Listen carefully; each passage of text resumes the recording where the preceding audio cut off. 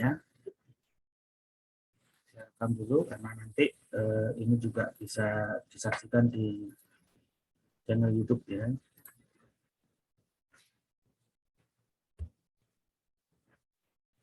Oke, sebelumnya saya mohon maaf ini ya, hostnya hari ini ada kehalangan ya, mendadak.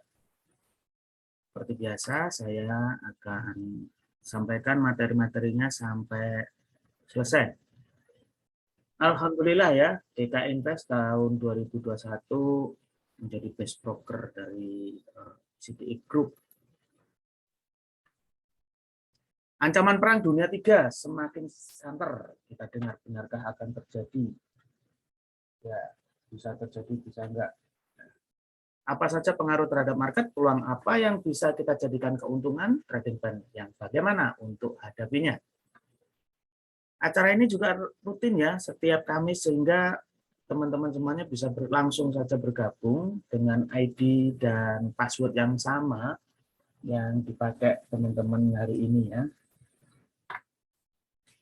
Oke, saya belum share screen ya teman-teman ya. Saya share screen dulu. Ya. Ancaman perang.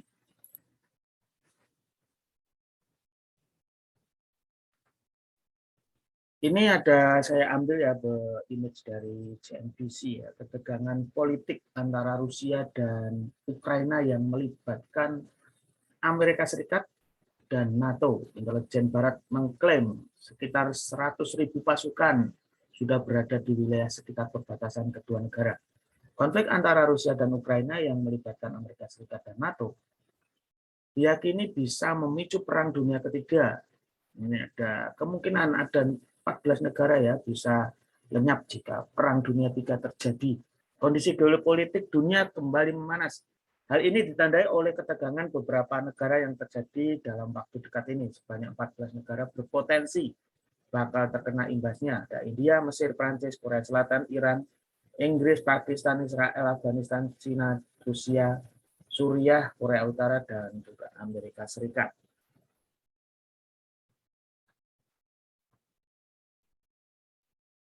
Dengan dimulainya perang dingin, ya ini sejarahnya ya, tempo dulu ya teman-teman.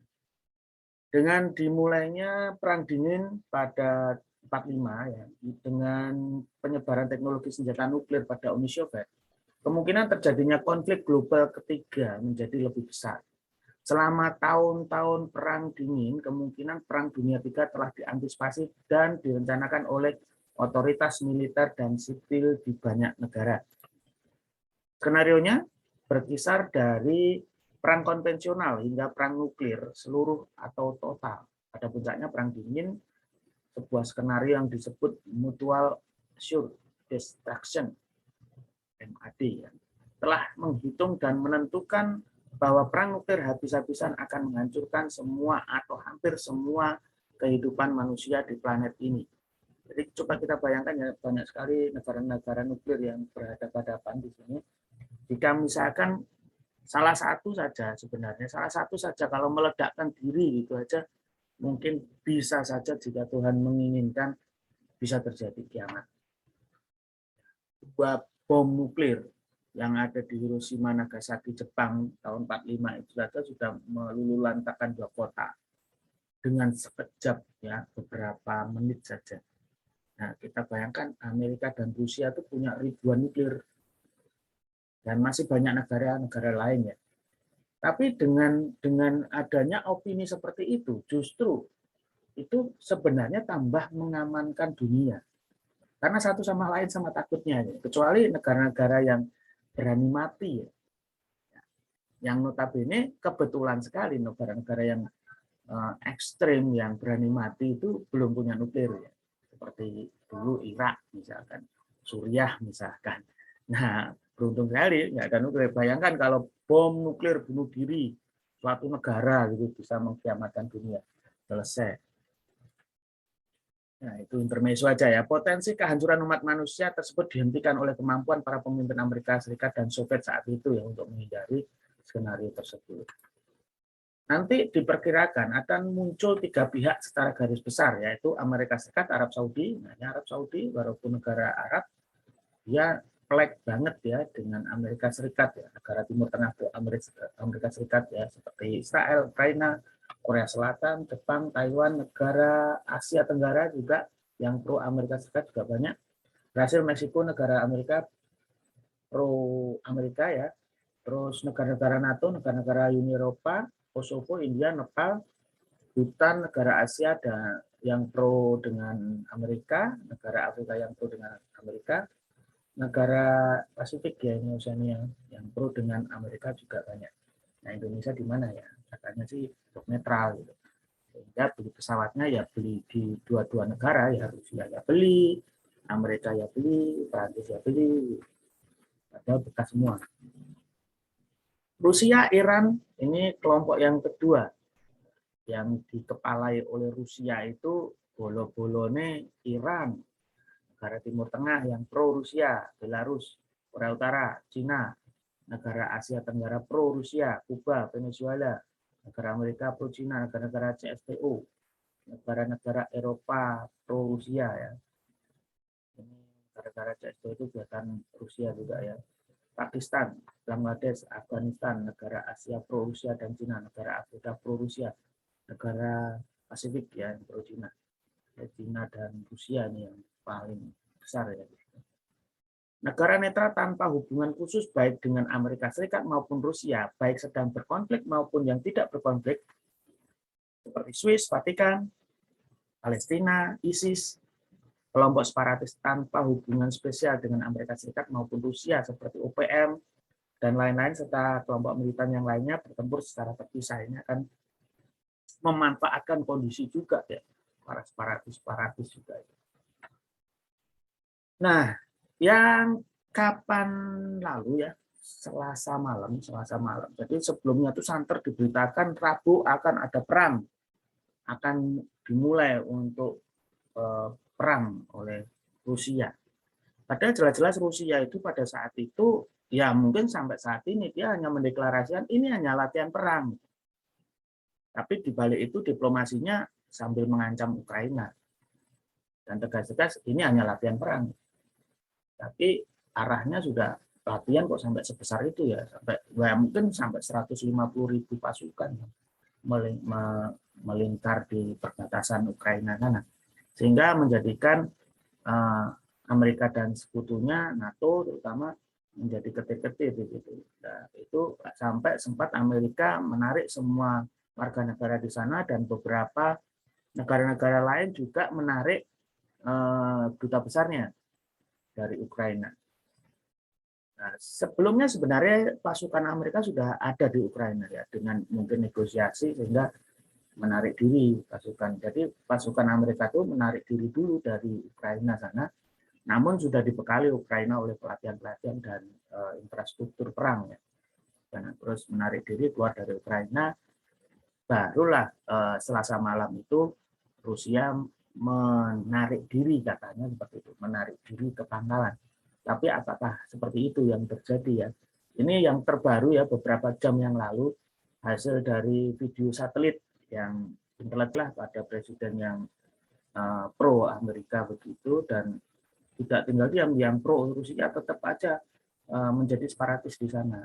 Nah, dari tahun 2014 itu terjadi konflik-konflik dan seterusnya sehingga pada akhir-akhir mungkin tahun lalu ya itu ada penyerangan di kelompok-kelompok separatis sana ya yang dibantu oleh Amerika, yaitu yang membuat geram Rusia. Amerika ikut campur ke sana. Dan Presiden Amerika Serikat. Seterusnya apa saja ya yang terjadi jika akan terjadi perang. Ini yang sudah pasti dan langsung itu adalah krisis gas di Eropa karena sebagian besar gas energi di Eropa itu datangnya dari Rusia. Bahkan sempat dikhawatirkan adalah kiamatnya ekonomi dunia ya. Jadi ekonomi dunia bukan kiamat yang secara fisik gitu. Tapi kalau memang benar-benar perang nuklir ya bisa jadi itu benar-benar kiamat beneran ya teman-teman. Atas seizin Tuhan tentunya. Nanti kalau enggak saya ngomong seperti itu bisa dimarahi Bapak Ustadz Ubaidir Rahman. Oke, seterusnya. Jika ada 3 alternatif ya, invasi penuh dan invasi terbatas dan juga ada non-militer. Jika terjadi invasi penuh, terguncangnya pasar energi dan komoditas itu akan terjadi.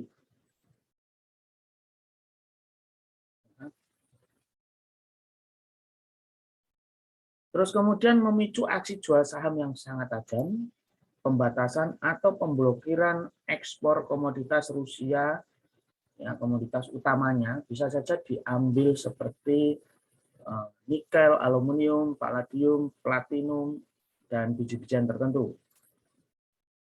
Bisa juga memperburuk inflasi yang sudah mencapai level tertinggi 40 tahun di Amerika.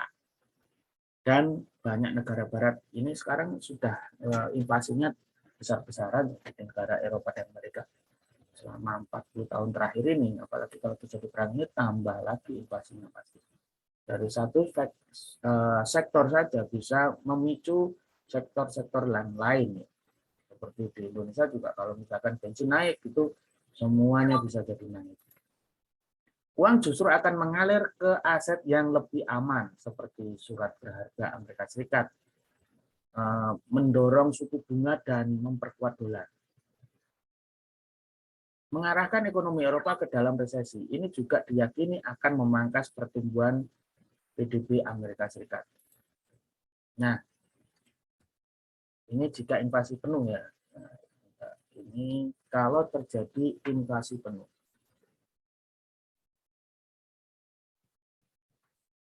Jika invasinya terbatas, saya terbalik. Jika invasinya terbatas, memicu sanksi kuat dari Amerika, tetap akan terjadi konflik. Ya, Eropa juga bisa makin terpecah belah karena tergantung dari gas Rusia. Harga minyak dan gas melonjak. Tapi ia meyakini harga akan cepat kembali. Kalau invasinya terbatas akan cepat kembali.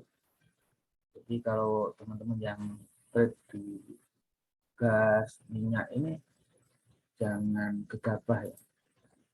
Bisa cepat balik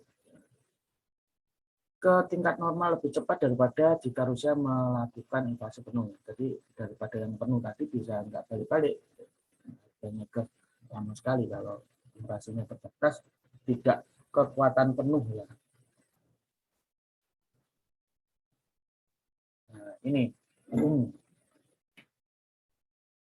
Eropa akan melemah tetapi tidak memasuki resesi kalau inflasinya terbatas. Inflasi Amerika Serikat mungkin memburuk untuk sementara, tetapi jika pasukan Rusia tetap berada di Eropa Timur, pasar mungkin akan menghentikan pergerakannya dengan cukup cepat.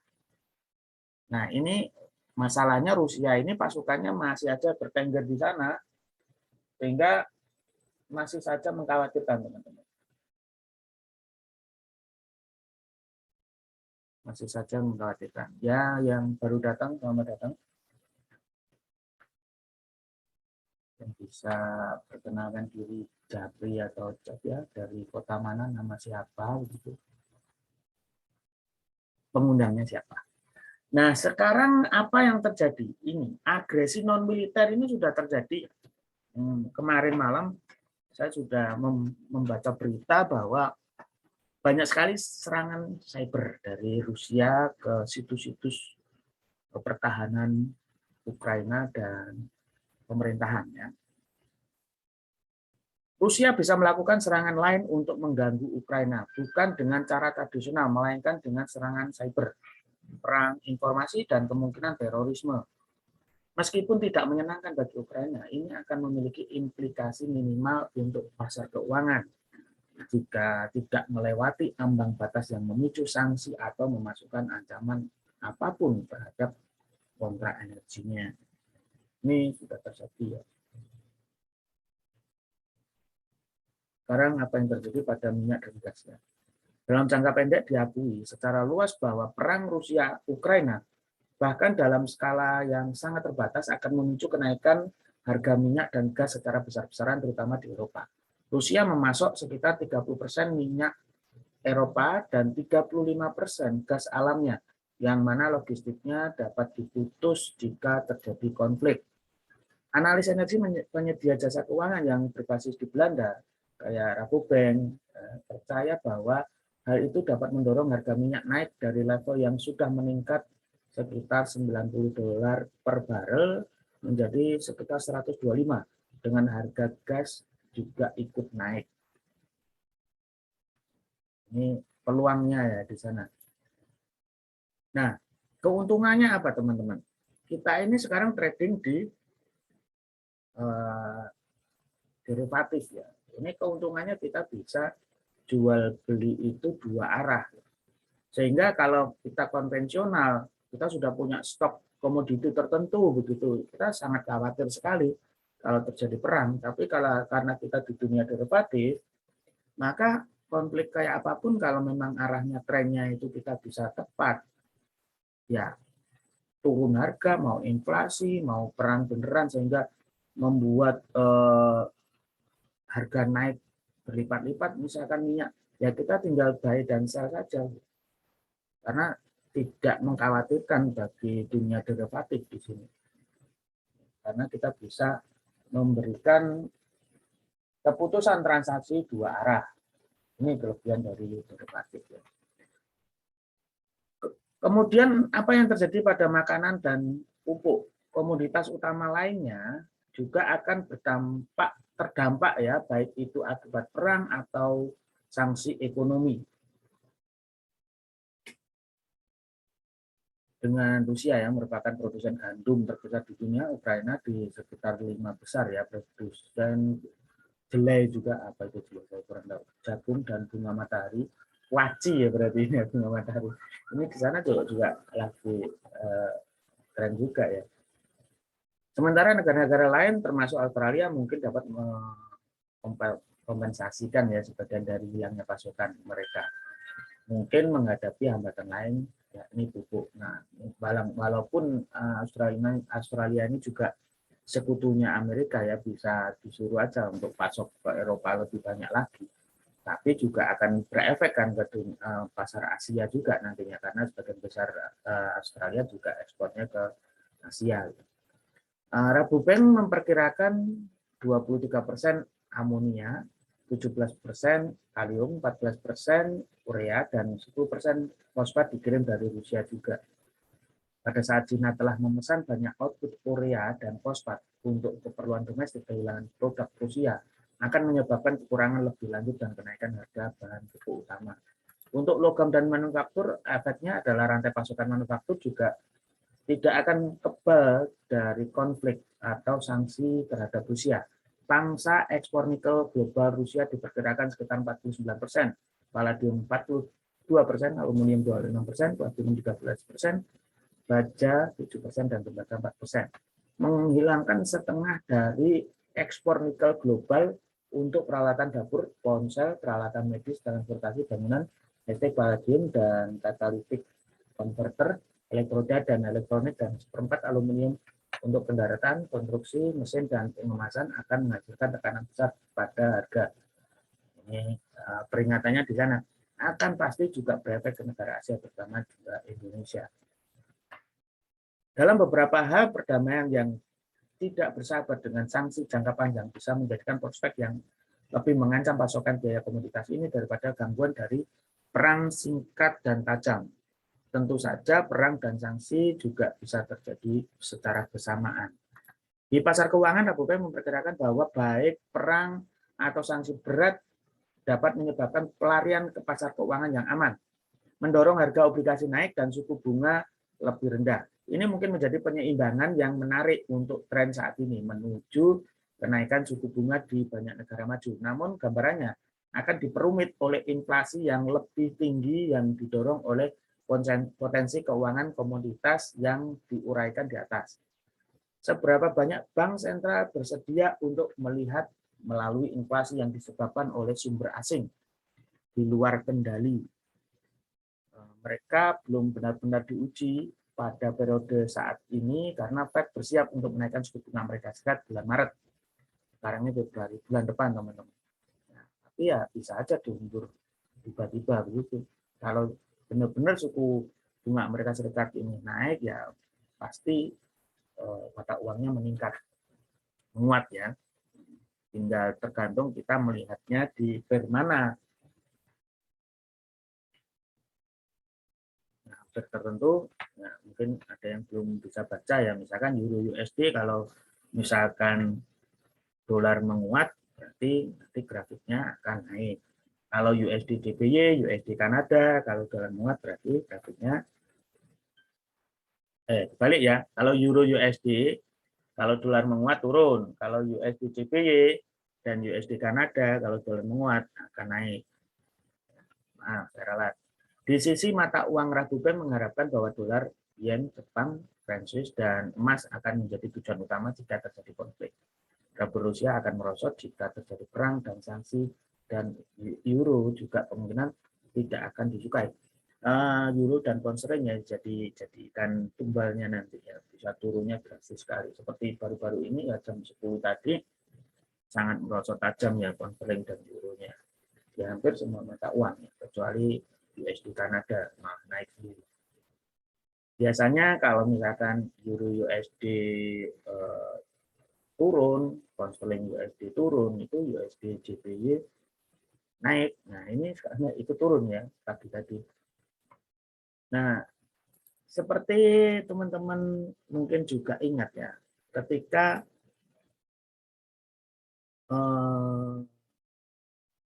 presiden yang diambil Amerika Serikat itu dari Partai Demokrat, ya, seperti sekarang Joe Biden, itu sangat-sangat mencegah perang ya teman-teman. Seperti baru saja Joe Biden menjabat, langsung tentara-tentara di Afghanistan ditarik semua. Tapi kalau Republik, ya seperti kemarin Republik Donald Trump gitu, senangannya perang. Jadi mesti kayak ada jatah pasti dalam waktu menjabat 5 tahun itu harus ada perang deh. Ya biar laku aja alat-alat perangnya itu. Sekarang Joe Biden ya mudah-mudahan kalau secara manusiawi ya jangan sampailah perang. Tapi sebenarnya kayak krisis apapun di dunia derivatif itu jangan terlalu khawatir ya teman-teman. Karena yang namanya bisnis derivatif itu hampir dikatakan ini bisnis yang tahan badai, gitu. Bisnis yang anti krisis. Ada corona 2 tahun pun kita tetap bisa eksis. Bagaimana secara teknikal, apa yang harus kita siapkan trading plan-nya? Ini yang intinya ya teman-teman. Mudah-mudahan waktunya juga cukup ya. Yang seperti kita ketahui ya, yang namanya grafik atau tren atau di dalam dunia trading itu ya cuma 3 ini, kalau nggak tren ya downtrend, kalau nggak dua-duanya berarti sideways. Nah, bagaimana mengantisipasinya? Berikut ini saya akan mencoba untuk melakukan strategi di 5 kondisi. 5 kondisi dan 2 alternatif serta contoh akun realnya. Nah, kebetulan mungkin di sini ada yang punya akun realnya yang mungkin masih hadir ya. Tadi saya lihat ada. Oke, nanti ya simak sampai terakhir ya, karena yang penting. Kondisi pertama, open posisi sell pada area resisten dan open posisi buy pada area support. Wajar-wajar saja sih strategi seperti ini wajar. Tapi yang namanya kondisinya market, pengaruh perang dan sebagainya, tetap aja konsisten seperti ini. Yang penting bagaimana jika tidak sesuai dengan harapan kita bisa antisipasi. Karena sell dan buy-nya itu pakai strategi apapun asal kita konsisten dan sudah teruji oleh backtest dan forward test ya, kita go ahead. Jadi sell di resisten, buy di support. Ini yang biasa ya. Lakukan aja seperti biasa. Trading plan seperti ini. Jangan lupa pakai stop loss yang mana semua stop loss, usahakan semua stop loss itu selalu di luar area resisten dan support, di luar area itu. biar ada toleransinya. Karena sifat-sifat dari support dan resisten itu biasanya didekati bahkan sampai disentuh bahkan bisa ditembus. Atau alternatif yang kita harapkan ditolak kalau posisi seperti ini ya. Kita ini posisi ranging ya. Terapkan trailing pyramiding atau risk reward ratio minimal 1/3 ketika kita sell. Ini jaraknya 3 kalinya jarak dari stop loss yang atas ini. Minus sell yang di sini nanti bisa tertutupi oleh profitnya. Dengan terapkan trailing pyramiding dan risk reward ratio. Ada kondisi kedua, open posisi buy setelah harga breakout menembus area resisten dan open posisi sell setelah harga menembus area support. Sebaliknya ya, seperti yang kita ketahui ini sifat-sifat support dan resisten ya. Suara saya agak kecil ya teman-teman. Tolong diinformasikan ya. Salam kenal ya Pak Toto dari Sidoarjo. Apakah suara saya terdengar dengan jelas apa mengecil? Oh, dari Solo jelas ya Pak Anil. Pak Anil tadi dari kota mana ya? Mungkin coba dicek lagi deh. Kota Malang. Mungkin lagi gerimis mengundang juga. Kondisi kedua, adanya breakout kita buy di sana dan juga sell dan sebaliknya ya. Ini kondisi seperti ini bisa. Ini kan ya wajar-wajar aja. Ini adalah materi yang biasa gitu ya. Lihat aja kondisi-kondisi berikutnya yang mungkin tidak biasa teman-teman lakukan untuk menghadapi volatilitas harga. Sebenarnya tidak harus perang juga ya. Pokoknya volatilitas harga yang sangat tinggi, naik turun, kadang bisa dikit naik turun. Ini cocok. Sehingga banyak sekali teman-teman yang profit ya dengan cara ini ya beberapa waktu ini dengan adanya konflik perang itu juga ada hikmahnya. Stop loss minus sell-nya ini di atasnya sana, kalau stop loss minus buy-nya ada di bawahnya resisten, kalau sell di atasnya support, kasih toleransi. Terapkan trailing juga ya, seperti yang di atas tadi, minus sell bisa tertutupi oleh buy dengan harapan seperti itu ya. Jika ini naiknya naik terus gitu ya. Celakanya kalau misalkan sudah nyentuh minusnya sell ternyata balik lagi. Jadi dua-duanya minus. Yang buy-nya ini belum kesentuh ya. Ini permainan dari setting dari kita stop loss-nya. Stop loss-nya harus ideal. Berapa stop loss-nya ideal? Ya nanti saya sampaikan sekalian ya. Kondisi ketiga seperti ini. Nah, kalau soal entry-nya sih bebas-bebas saja ya, asal teman-teman konsisten. Kalau saya sih menggunakan MA cross ya, di time frame M15 dengan periodnya MA5 dan MA10 ya. Plus simple. Settingannya simple plus. Misalkan MA buy, MA cross menyatakan buy di sini. Bisa juga parabolic SAR ya. Kita pasang stop loss di bawahnya support.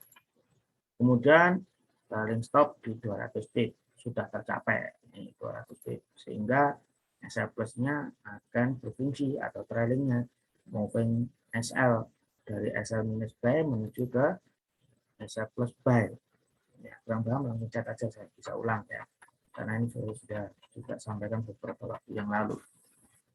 Kemudian trailing step-nya yang dinamakan trailing step itu ya SL plus ini ketika memenuhi syarat trailing stop 200 pip maka trailing step-nya jalan 100 pip ya kan, ini perintahnya seperti itu. Atau pokoknya kalau pakai manual kita sudah profit 200 pip maka stop loss-nya kita ubah menjadi 100 pip di atasnya buy. Nah seperti itu kalau manualnya ya,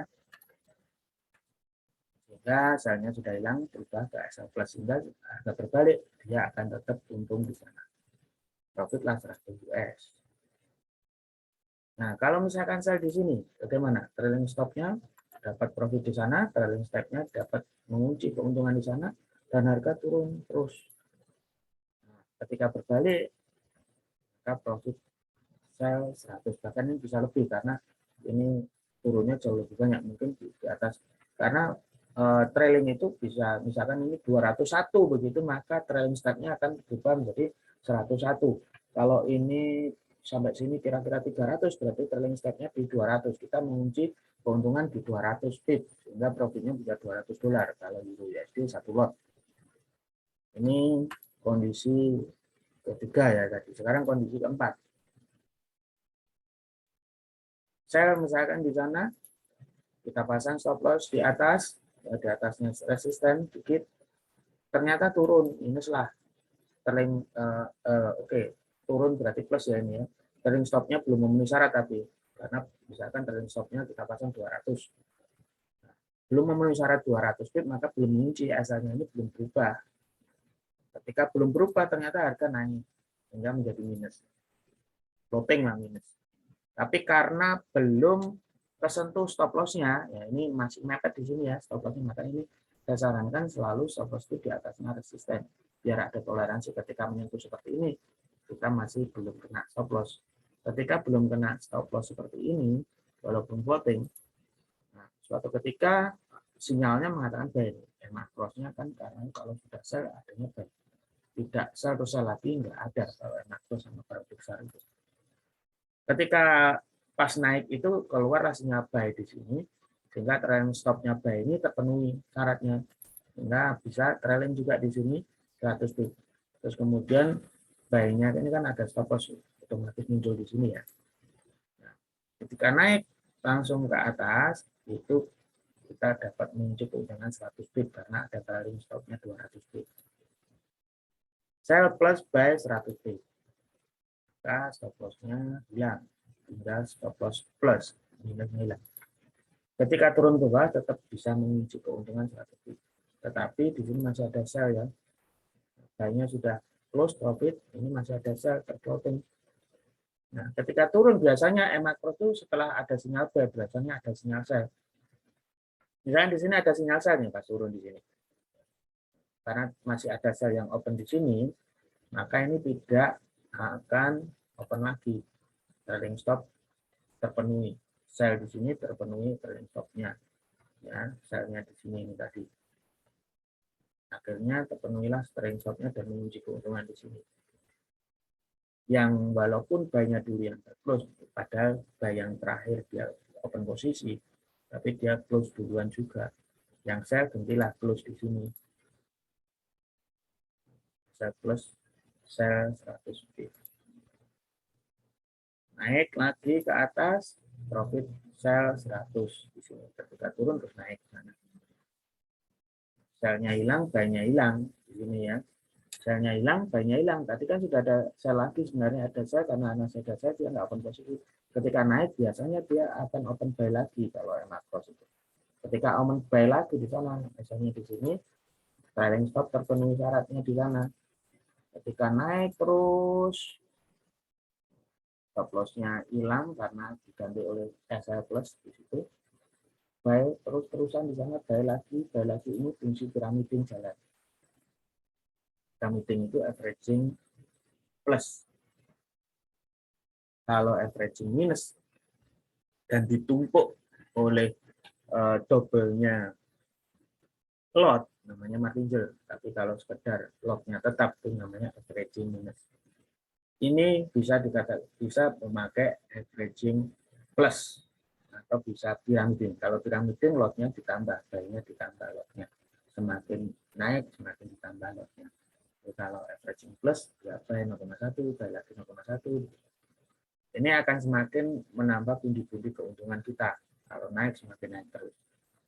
Jadi kondisi trading plan seperti ini ketika biasanya sideways, kita dapat untung-untung dari sini. Ketika trending jebol ke sana ke atas, kita juga dapat menguruk untungan yang lebih besar lagi. Nah, dalam waktu-waktu seperti ini yang penting kita saat untung itu jangan batasi keuntungannya. Terus saja. Karena bisa jadi untungnya bisa tak terbatas. Dengan catatan ada trailing, ada penguncian keuntungan. Ini nanti dicoba untuk SL plus dengan agregat. Jadi kita berikan SL plus pada titik tertentu satu titik, sehingga ketika titik ini tersentuh, semua buy-nya akan close, tapi semuanya kondisi plus. Itu yang dimaksud dengan SL plus agregat. Ini juga bisa dikatakan dengan sell, pada saat sell yang plus pun juga bisa digunakan SL agregat. Bisa naik terus konsep piramidin jalan, dan bisa juga mendapatkan keuntungan yang banyak, sehingga ketika minus pun banyak minus yang ada di sini itu bisa tertutupi oleh konsep piramidin ataupun trailing. Ada kondisi kelima. Kondisi kelima seperti ini. SL minus 300. Misalkan kita sell, kita pasang stop loss-nya 300 pip. Ketika naik, floating minus sell. Terus ada buy di sini, karena setelah sell kan biasanya buy. Kita pasang stop loss di sini. Ternyata naik terus, kenalah kita trailing stop. Trailing stop ini keuntungan dari buy-nya. Buy-nya mendapatkan untung, memenuhi syarat trailing stop, maka SL minus yang di sini berubah menjadi SL plus 100 pip. Misalkan ini ya, angka-angka ini semuanya misalkan. Kemudian di close, buy lagi di sana, atau seberang itu, naik terus ke sana, buy terus, sehingga agregatnya bisa lebih dari 400 pip. Ini jaraknya. Nah, kita akan rugi 300 ini. Rugi ini ditutup oleh keuntungan berikutnya. Ini kondisi kelima. Nah, kalau teman-teman dari awal sampai akhir lagi, ya, nanti bisa dibaca-baca lagi, dilihat-lihat lagi rekamannya, melakukan itu secara konsisten. Saya sudah membuktikan bahwa sebulan ini, ya pokoknya setelah adanya gembar-gembor perang itu, ini sangat profitable.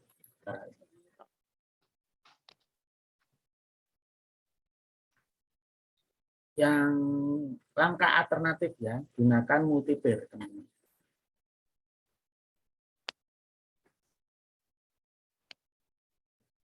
Mic tambahannya Pak Muhammad. Ini yang lain apakah suaranya menggema ya, teman-teman? Saya sudah pakai mic beneran ini, Pak, bukan mic dari. Nah, jelas nih, mungkin coba dicek lagi, mungkin ada di sampingnya Pak Fadil, ada yang pakai juga Zoom. Ini sudah mic beneran ya, bukan mic-nya headphone biasa. Ini kondensor. Langkah alternatif gunakan multipair. Jadi coba teman-teman bayangkan tadi digunakan gitu ya. Dikala sideways begitu konsisten, ada support resistennya konsisten, atau mungkin dengan konsisten dengan MA cross. Ketika nge-cross yang MA5 nge-cross MA10 dari bawah ke atas buy, MA5 jika nge-cross ke MA10 dari atas ke bawah sell, begitu seterusnya pasang trailingnya ini yang saya terapkan kemarin ya, trailingnya itu adalah 20, artinya 200 pip, kita mengunci ke 50 pip, jadi 200 kunci 50. Seperti itu, ketika terus setelah memenuhi 400 pips, maka akan buy lagi di sana jika plus. Tambah lagi 400 lagi akan buy lagi di sana. Terus seperti itu, terus kemudian muncul agregat tadi. Muncul total dari keuntungan itu dikunci dengan SL plus di situ. Sehingga ketika harga menyentuh SL plus itu semuanya tertutup tapi dalam kondisi plus. Tentunya yang paling aktif minus itu. Begitu. Nah, sekarang masalahnya ketika kita mungkin backtest begitu ya, teman-teman. Ketika backtest, kemudian kok banyak minusnya, misalkan $100 gitu kita buat stop loss-nya. Banyak sekali $100 mungkin 7 kali, 10 kali berturut-turut dan sebagainya. Kita itu merasa nggak nyaman gitu dengan minus, karena ada beberapa teman-teman itu selalu konsultasi ke saya, Pak kok sering minus ya, padahal ketika plus nanti dia bisa nutupin minusnya itu. Ini dilemanya seperti itu. Minus, minus, minus, minus, equity-nya turun, padahal ketika nanti ada plusnya itu bisa nutupin. Karena kita tidak membatasi keuntungan, tapi membatasi kerugian. Nah, ada yang dilema seperti itu karena kita punya suatu prinsip yang berbeda-beda. Makanya ada langkah alternatif pertama yaitu gunakan multiple. Ada yang satunya untung, satunya rugi, satunya untung, satunya rugi gitu. Jadi secara akumulasi bisa subsidi silang. Langkah yang sama itu diterapkan kalau saran saya di 9 pair ya. 9 pairnya DK Invest itu nge-swap ya. Nge-swap ya seperti pound sterling USD, ya, Euro USD, USD JPY, terus kemudian ada Australia USD, New Zealand USD, USD Kanada, pound sterling JPY, ya. Terus kemudian Euro JPY, ada Euro JPY ya. Jadi banyak pair-pair itu bisa teman-teman terapkan semuanya di kondisi ini. Ini alternatif yang kedua. Alternatif itu tadi alternatif pertama ya. Alternatif kedua, jika teman-teman galau dengan adanya floating minus, dengan adanya balance kok minus-minus terus, gunakan averaging minus terbatas. Sehingga teman-teman bisa melihat floatingnya itu tanpa harus cut loss di situ dengan waktu yang dekat. Jadi masih panjang-panjang. Tapi dibatasi totalnya. Ya, kalau saya share itu averaging terbatas ya, karena misalkan tadi kan ada ketika kita naik terus plus itu tak terbatas. Tapi ketika minus kita dibatasi ya tadi. Nah, untuk alternatif kedua ini dengan tipe teman-teman yang mungkin tatak dengan floating minus tapi tidak mengurangi balance, itu dengan averaging saja. Ketika minus tidak di cut loss tapi ditambahi lagi buy-nya atau sell-nya. Saya coba ilustrasikan melalui HP saya ya, karena itu oret-oretan.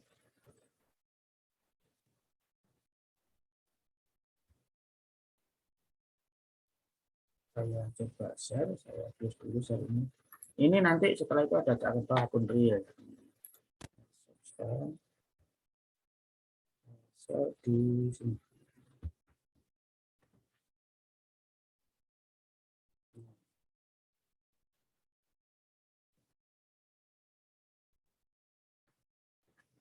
Nah, yang dimaksud tadi kita kalau misalkan buy di sini, jika naik terus kita buy lagi, naik dan seterusnya buy lagi, ini bisa piramidin ya, averaging plus. Nah, kalau turun itu minus. Misalkan kalau settingan yang saya terapkan sebulan ini itu ke bawah, kalau misalkan ke atas ini tiap 400 pip kita buy lagi. Kalau ke bawah kita tiap 500 pip. 500 buy lagi di situ. Nanti turun lagi 500 pip buy lagi. Jadi jarak antara buy-nya piramidin dengan buy-nya averaging plus minus itu beda. Nah, atas ini averaging plus ya. Ini berbeda. Ini sementara saya menggunakan lot yang konstan ya, 0,1. Bisa juga kalau lebih besar 1 lot. Tapi ya ketika ini turun dan buy lagi gitu ya, jaraknya 500. Ini kan minusnya gede. Minusnya agak besar lah. Jadi daripada kita $100 langsung cut loss, itu langsung mengurangi balance. Di sini lebih besar lagi dari $100. Tapi ini semuanya itu di all semua pair tadi, multi pair tadi. Dengan adanya seperti ini, kalau ini ada yang minus, nanti pair tertentu ada yang plus tak terhingga juga. Plusnya bisa gede juga. Jadi saling subsidi silang. Karena minusnya ini lebih besar jaraknya daripada plus, maka potensi untuk mendapatkan profit yang lebih besar itu ada di plusnya. Dan juga plus ini ada trailingnya. Trailingnya itu trailing single dan juga agregat. Artinya kalaupun buy yang plus itu 10 transaksi begitu balik arah kembali. Jadi mungkin saya bisa, maaf saya sebutkan ya Pak Toto ya. Nah, ya Pak Toto ini yang menerapkan sistem ini ya. Ketika plus gitu, Pak Toto sudah panik, Pak itu sudah plusnya banyak loh. Kok nggak plus ya, gitu ya misalnya. Ini Pak Toto yang menerapkan sistem seperti ini, akhirnya saya kasih tahu, ini kan ada trailingnya di antara buy itu sudah ada trailingnya. Terus kemudian setelah ada trailing itu ada moving SL agregat. Jadi kumpulan dari keuntungan buy itu dikumpulin nanti di titik tengahnya itu juga close. Nah, setelah close itu nanti akan hasilnya tetap untung walaupun yang terakhir ada minusnya. Dan ketika kita konsultasi dengan Pak Toto kemarin, begitu ngomong gitu langsung close semuanya ternyata. Nah, kebetulan aja itu. Pas close semua dihitung ya pasti plus ya Pak Toto ya. Nah, bisa unmute aja nggak apa-apa Pak Toto. Ngomong aja ya. Jadi mungkin Pak Toto punya pengalaman pribadi dengan menerapkan sistem ini ya. Jadi teman-teman, sistem ini memang saya sudah implementasikan ya dari beberapa teman-teman komunitas itu ke dalam Sober ya, yang mana Sober ini bisa membantu teman-teman trader semua untuk bisa bertransaksi secara otomatis. Gimana Pak Toto? Gimana? Curhat aja Pak Toto, gimana? Ini kan sudah sebulan ini. Khawatir sih Pak kalau ada Gimana? Saya khawatir banget kalau ada minus yang banyak, tapi dengan trailing seperti itu sistem yang dibutuhkan sama Pak Yoyo akhirnya close semua juga dapat untung juga gitu. Namanya khawatir ya. Jadi iya. Pak Toto ini khawatirnya itu plus banyak itu khawatir gitu malahan. Plus banyak kok khawatir gitu. Terus maksudnya apa yang dikhawatirkan? Plus kok nanti takutnya turun ya. Ketika turun juga ada yang namanya SL plus itu tadi. Nah, SL plus ini berupa agregat. Sudah kumpulan ya. Nah, ini yang nggak bisa secara manual karena ngitungnya otomatis. Taman ngitung mungkin ngitungnya selesai 30 menit ngitung itu wis balik wis balik kadung wis marketnya buyar. Biar disik gitu. Betul. Oke gitu, terima kasih Pak Toto. Nah, ini yang saya maksud dari sistem yang bisa diterapkan pada posisi goncangnya market gitu ya. Baik sebelum goncang kan kalau market itu goncang ya jam-jam tertentu juga ya. Jadi nggak goncang terus. Ya. Tapi dengan sistem ini kalau teman-teman bisa jalankan secara konsisten, maka bisa profit juga ya. Nah ini sudah saya cobalah untuk. Nah ini teman-teman, ini akun real ya. Akun real saya lihatin. Ini PT Global Capital ya. Terus namanya nggak tak lihatin. Ini modalnya 30 juta. Nah, kalau kita lihat ini 30 juta pada tanggal 26 Januari. Nah, belum ada sebulan kalau kita lihat. Pas marketnya bagus ya kondisi volatil. Ini profitnya sudah sekian, tapi ada floating ya. Jadi kalau dilihat, ini semuanya 0,1 nih teman-teman. 0,1 semua. Dan ini sama persis yang diterapkan oleh Pak Toto. Ya. Nah, di sini dari 30 juta menjadi 39 juta sekian. Jadi sudah ya 30% ya, 30% lebih teman-teman. 30% lebih dari tanggal 26 Januari. Jadi belum sebulan. Kalau efektif ya cuma 3 minggu gitu ya, efektif jam kerjanya ya.